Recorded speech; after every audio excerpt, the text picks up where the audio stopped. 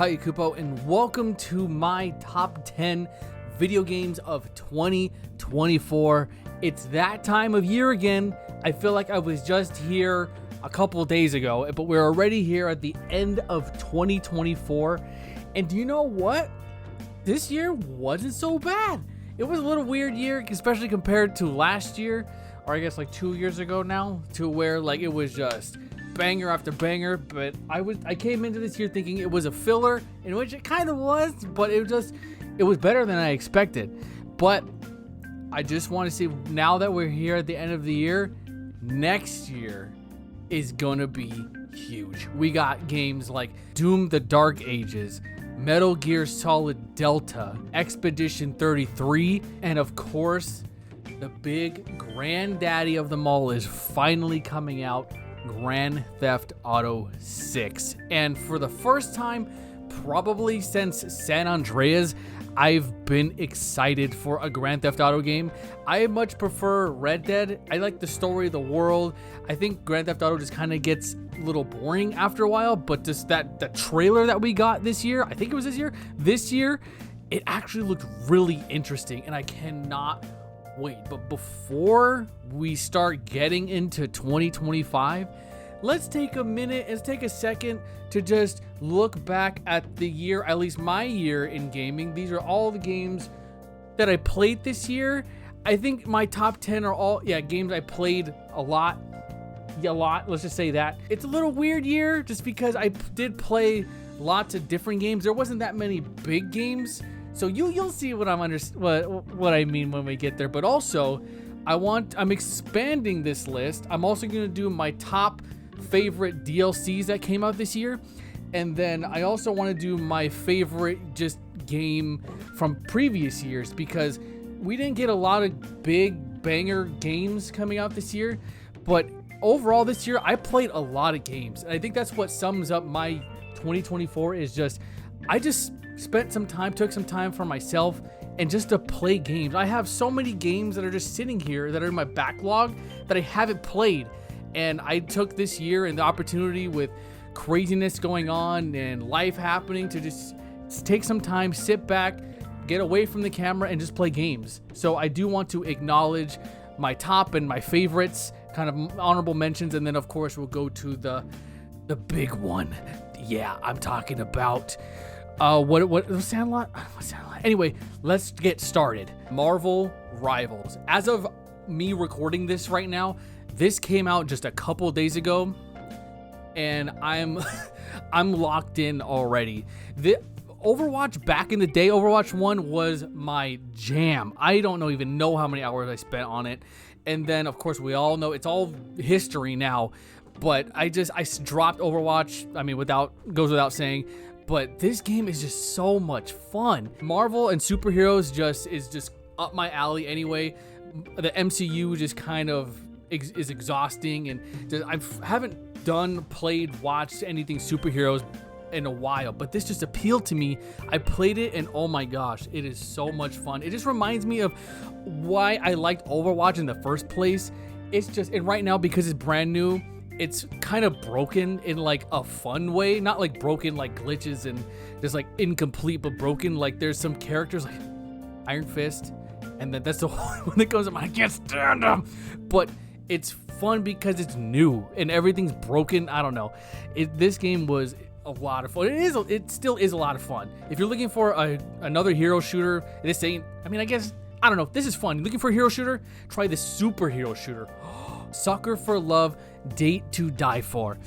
As of now, I still haven't finished this. I have episodes as of right now that I have recorded. I have it on YouTube.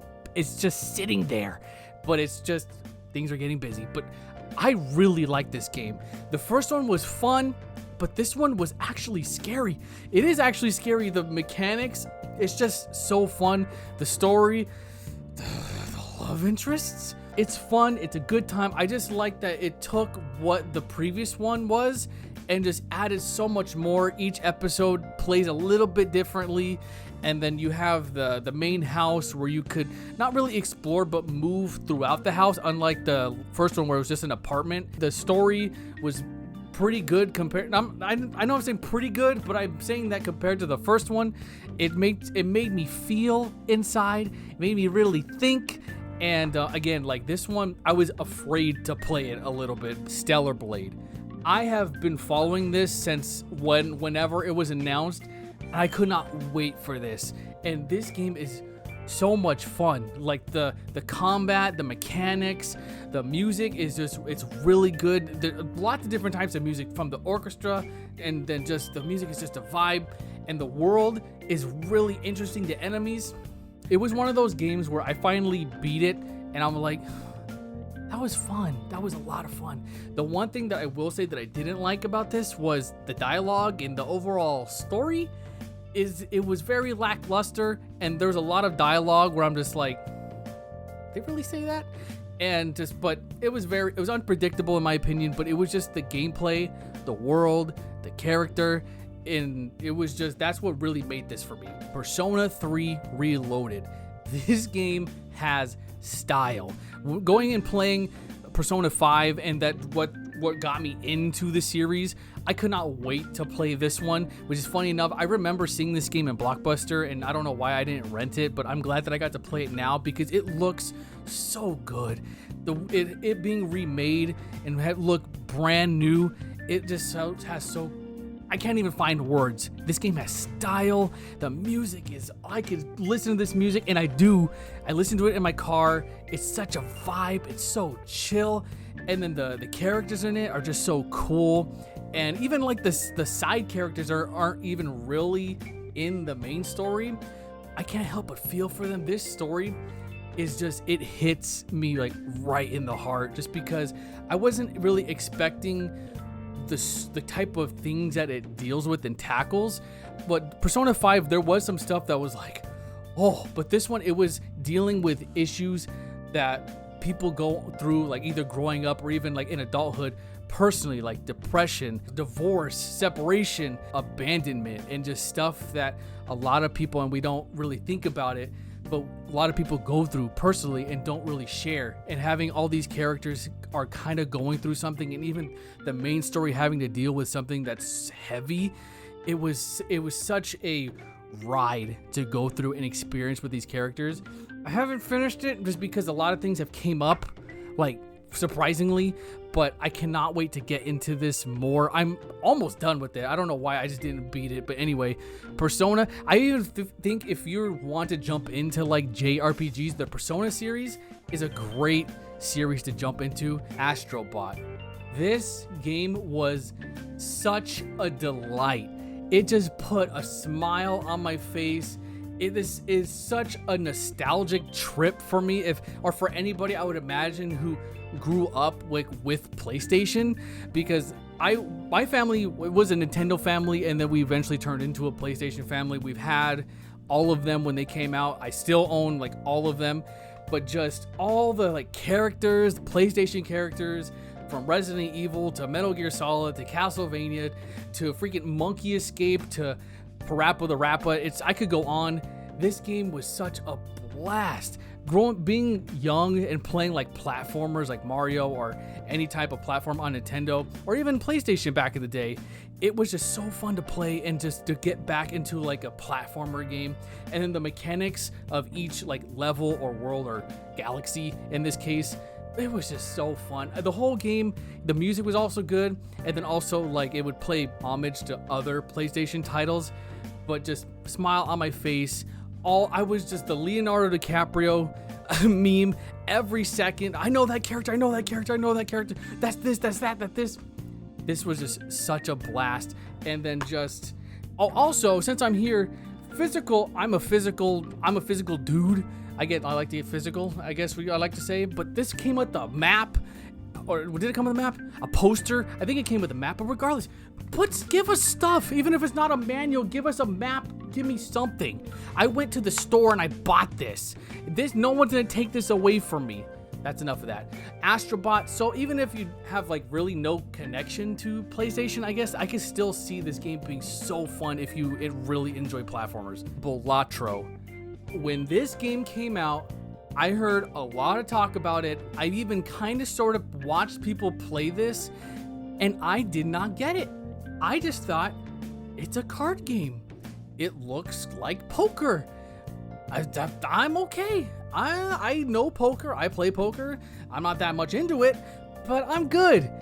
And then the Game Awards came, or the Game Award nominations came out, and it got nominated for Game of the Year. Okay, I'm missing something. So what did I go do? I went to go buy it. I play it. I love this game so much. This is my addiction. You guys are probably thinking or thought what I thought. It is not just a card game. It is not just poker.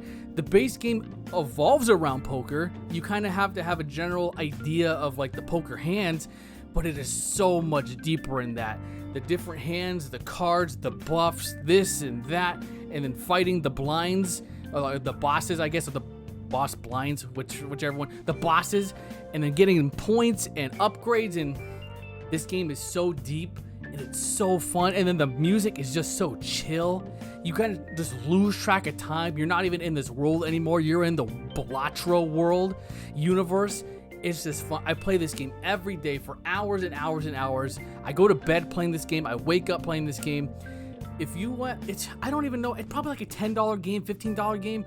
It's on Switch. It's on PlayStation. It's on Xbox. It's on Steam. You need to have this game. It's on your phone.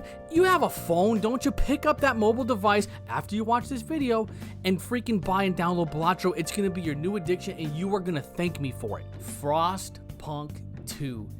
This was easily one of my most anticipated games of the year, and it really did not disappoint. Oh my gosh, I don't know how many hours I put into this game. And oh my gosh, how much it expanded and how much bigger you have to think and how much bigger and stretchier you have to stretch your brain. It was just fun. I was into the stress. I was into the panic and the worry. And I just loved every second of it. This game really could have been the first one, just in a different place or a different time in the timeline, and I would have been okay. But the way that they went full on, how can we expand? How can we do new? And they did it with the factions that, depending on your decisions and how you govern the people or take care or lead the people, they'll start rebelling against you or having different ideas, and people will come together and you have to try to please everyone. But it gets more political, which is so weird because I hate thinking politically or about politics. But the way you have to think of, you have to work with these people to get after these people, or you have to pretend to like these people or promise that you'll do this, but then work against them by saying, hey, do this and this and that. It was so crazy. I don't think I've ever thought that way in a game, but man, it was so fun. I cannot wait for the DLCs. If you like city building sims, I don't even play city building sims, but Frostpunk 1 is probably one of my favorite games. It's not really like that. It's more of like a survival game, really, and one that deals with really crazy heavy topics, and it all puts you in the center. Everything that happens is your fault. I freaking love this game. Silent Hill 2. Talking about most anticipated games of the year, this one, ever since it got announced, Silent Hill is back. And oh my gosh, they couldn't have picked, I mean, I would have preferred the first one, but they couldn't have picked a better entry in the series to bring back to life, to show to newer audiences or just to people who weren't around or have never heard or is impossible to play, which it pretty much is, because even if you had a PlayStation 2, the freaking original game is like $100-some. But forget about that. You could just go and spend $80 or $70 and buy this one. It's so good. The way it didn't like really retell the story, but the way that it brought it into this new light, it just looks so beautiful. It's so moving. The original Silent Hill 2 is easily one of the greatest psychological horror games like ever. I think it was Bloober, the team Bloober or something like that. They really took care of it. They really loved it. They didn't really go off of the original story. If anything, they expanded it with more explanation or a bigger world or a bigger idea for it, and it worked so well. I loved reliving this game like this so much. I'm easily gonna play this again. I'm gonna get all the endings eventually. Maybe this could be something that comes around October, but I cannot recommend this game any more than I possibly can. Metaphor Refantasio. I didn't know anything about this game until a reveal trailer came out, and I saw it was from the people, or it's from Atlas. That's all I needed to know, really. It looked like Persona, but in a medieval setting. I'm freaking there, and man, I do not regret this. This game is just so beautiful. The story is just so, oh my gosh. The one thing about like Persona, where I was saying that deals with and tackles issues that you might experience like on like a personal level, this one tackles issues that are on like a worldly issue, really, about discrimination and segregation and stuff like that. And the message that it has and the way that it deals with it, it's just so moving, and it's just so like powerful, really. It's one that I really like agree with. And it's not really a spoiler, but one part that of the story is that our main character has this book, and it's a banned book in this world. And the book is about a utopia, about everyone living in equality, living in peace and love and stuff like that. But they're talking about like our world. Like in this one, there's lots of different races and tribes, and that's where a lot of the prejudice and segregation, and everyone doesn't like anybody and stuff like that. But they look at us and they're just like, oh, we imagine a world where everybody is the same, and there's no this and no that, and they're basically describing an ideal world but ours, and it just makes me so sad. And I'm just like, oh no, we dream of your world. No, that's not how it is, and it just makes me so sad. And it just makes me love like this game so much more. If you are wanting to get into the JRPGs, I mean, if you want like style, I would probably say Persona. But if you want that story, like all these characters, I love each and every one of these characters. I could probably say for Persona 5 or 3, like there's maybe like one or two characters that I'm like, I love every single one of them. One thing that's different, and it's not a spoiler either, but with Persona, the main protagonist says words here or there. He doesn't talk, but the protagonist in this one talks, and it was such a big surprise. I'm like, I really like that. I don't mind silent protagonists, but it was just a really cool surprise. I'm at the end of this game. I could beat this probably in 2 days. That's how close I am, but I cannot recommend this game so much. It's so beautiful, the music. And that was another thing. Persona has some slamming music, and I was wondering how they're gonna do it for like medieval fantasy. And man, they brought it. It is such like beautiful, moving. I know I've said that word so many times today, or just in this video, but play Metaphor. Now, before we go into my number one game of 2024, let's talk about all the games that didn't make the cut. Starting with Pal World, the Pokemon game with guns. Open world, craft, survival. I played it and I didn't know what to do. Right now I'm in a point where like I loved Pokemon, but now I'm just like, I think not grown out of Pokemon, but I'm just over Pokemon right now. Unless when the other Pokemon game comes out, that looks pretty cool. But right now I was playing it and I'm like, I don't know what to do. I really don't care to play it. So I stopped. Princess Peach Showtime. I was legitimately really excited to play this, and it was fun. It was really easy, which I mean, I wasn't really expecting it to be like Dark Souls, but it was a comfort game, honestly. The outfits and the abilities, and it was really silly and it was fun. But then that's like all like it was. And then I don't know, I haven't even beaten it, which I really could and I should, just so I could have beaten it. And it was fun. If you like Mario and you want a really easy game to really like chill to, check this out. Pacific Drive. This was one I was really excited for. There was a lot of mystery around it, but then there was just mystery to it. I was playing it and I just wanted to stop. Crow Country. I was really excited for this just because it looked like a PS1 game, and it was survival horror. It had the feel of Resident Evil, but I was playing it and I could not get into it. It had elements of stuff that I liked, but it's probably my fault. I was getting lost a lot. I didn't know what to do. Like with Resident Evil, there's stuff where doors you find that you're like, okay, I need to come back to that. You find what you need for that door. You go back. You're like, oh, I know what to use this for. But I felt like I would find doors or things that I needed to go into, and then I would explore, and I would not find what I was looking for, and just ended up going in a circle 100,000 times. And then I would just be like, I don't want to play this anymore. And that's basically what happened. Hellblade 2. This game looks amazing. That's about it. Silent Hill, the short message. Now, technically, this was Silent Hill's return, and it was fine. It was really just a walking simulator.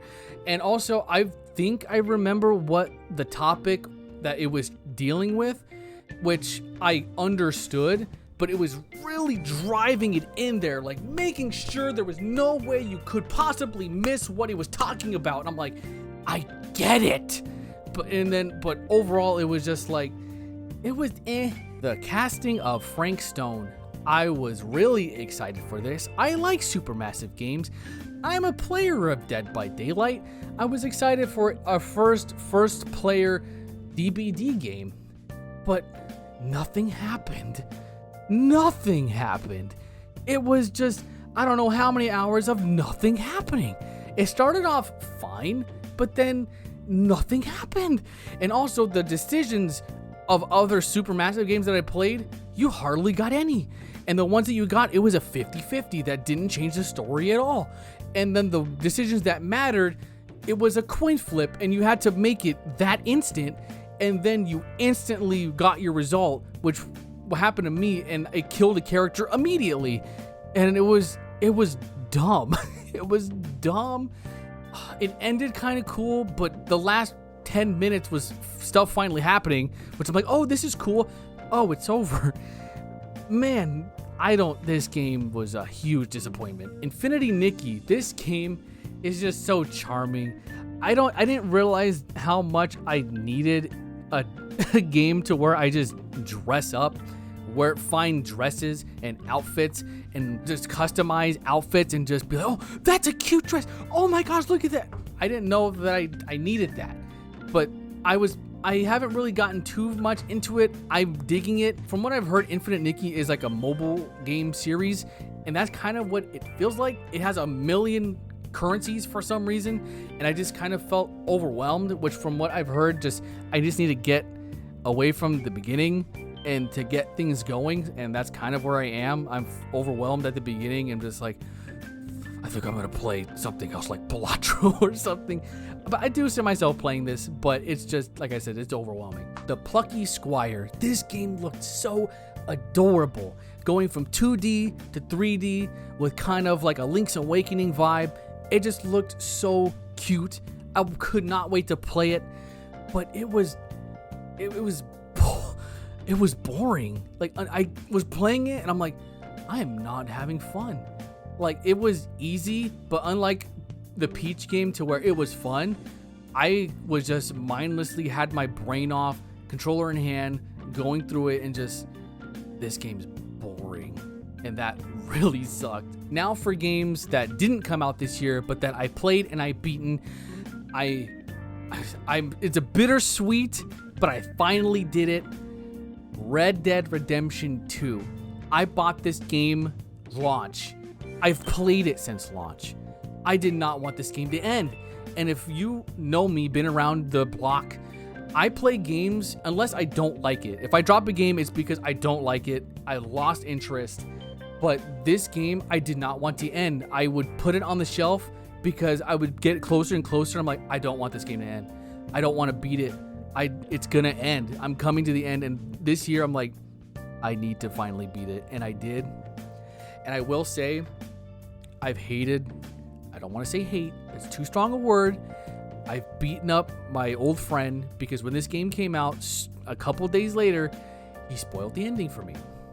So I couldn't really experience that on my own. I've known this whole time, but nevertheless, I was able to beat it, and oh my gosh, this is one of my favorite games ever. This is so beautiful. The story, the characters, I love it so much. But also, honorable mentions, or not honorable mentions, my number 2 is Metal Gear Solid 1. I played a lot of Metal Gear this year. This is kind of the Metal Gear year. I also played a lot of Castlevanias. I'll put a list of everything I played this year in the comments below if you want to check it out. But number 2 goes to Metal Gear Solid 1, 3 goes to Metal Gear Solid 4, and then Metal Gear Solid 3, and then Metal Gear Solid 5. I also want to say I beat Starfield this year. I got back into it with the update. You know, it probably should have been on my list last year. I'm going to say it. It's not the greatest. It could have, all of that we got this year should have been in the game already. But you know what?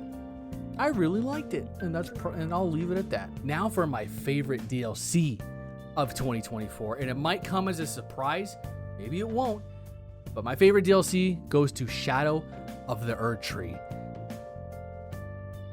I mean, Elden Ring, one of my favorite games of all time. Probably is one of the greatest games of all time. And I got more of it. And this was very humbling. I think I'm on New Game Plus 5 or 6. I used that character and I went in there, chip on my shoulder. I'm gonna wreck this place. Man, it was such a challenge, but I loved every second of it. The new world looks so good. The music, amazing, brilliant. The new weapons, the abilities, the addition to the story. I loved every second of it. This is my favorite DLC of all time. It's so good, but man, it was so hard. For those who don't know, the final boss of this took me a total of just under 14 hours. And I think that was 4 days combined. And I finally did it. And also, since we're on it, let me put my KupoCola thoughts out there. This is nominated for Game of the Year. Do I think so? No, I don't think DLCs should be nominated for Game of the Year. There's a category. It's called Best Ongoing Game. That's what that is. This game came out in 2022. It's Elden Ring came out in 2022. This is ongoing. This is more content for a game that came out 2 years ago. You need to buy Elden Ring, the game that came out in 2022, to have access to this. It's ongoing. That's my thought. I know people are saying that, oh, this could have been a sequel. It has so much content. It could have been a sequel. And then it should have been a sequel. It's continuing. It's adding to a game that already exists. Controversial? Maybe, but that's my thoughts. And then, of course, the Final Fantasy 16 DLC was also really good. Frustrating, only because I wasn't expecting it to be hard, which FF16 isn't hard. It's challenging, not hard, but it was still a lot of fun. Now, for my favorite game of 2024, if you know me, if you know my name, this is probably not going to be a surprise. Am I biased? I'm not one to say. If you say it, I'd probably fight you, because this absolutely deserves to be the best game of 2024. And that is Final Fantasy VII Rebirth. I was not ready for this game. This game is huge. And this probably, if you've played old Final Fantasies where the whole world is open, is literally an open world, I think this did the closest it has gotten to an old Final Fantasy, or even to match the original 7. There's so much to explore and see and look at and interact with. It is just playing the game and just standing there and just looking at the world, I'm just in awe, because compared to the original 7, which unfortunately I didn't get to play it when it came out, but looking at it and imagining someone who did play it when it came out and just seeing this and just seeing how much the game or the franchise or just gaming in general has come to, how far we've came. That's what I was originally going to say.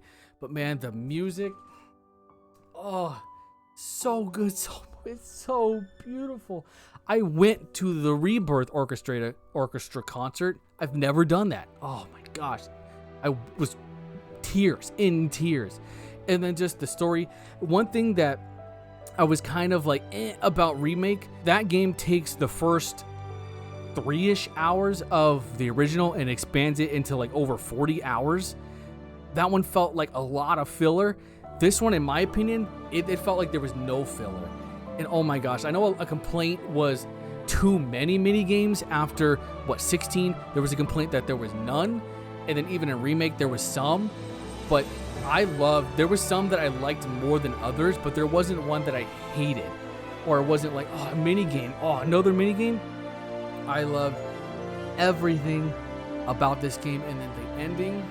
Oh my gosh, I'm falling apart just thinking of the ending, and then just knowing that like the next part is gonna be the end.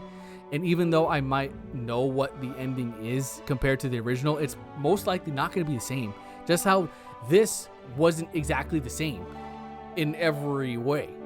Not spoiling anything. Also reliving a lot of the moments that was in the original into this one and seeing it look the way it does. There was so many moments I wanted to cry, or even just if you go back and watch my playthrough, I'm getting choked up just because everything about this game is so beautiful, and even like the new things that they added, just because we're learning that this really isn't a remake. It could also be like a sequel in what these different timelines and stuff like that. It's crazy how they're able to make something that has existed feel and look and be like brand new.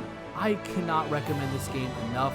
Any of the Final Fantasies, and honestly, and you don't even really have to play Remake to play this one.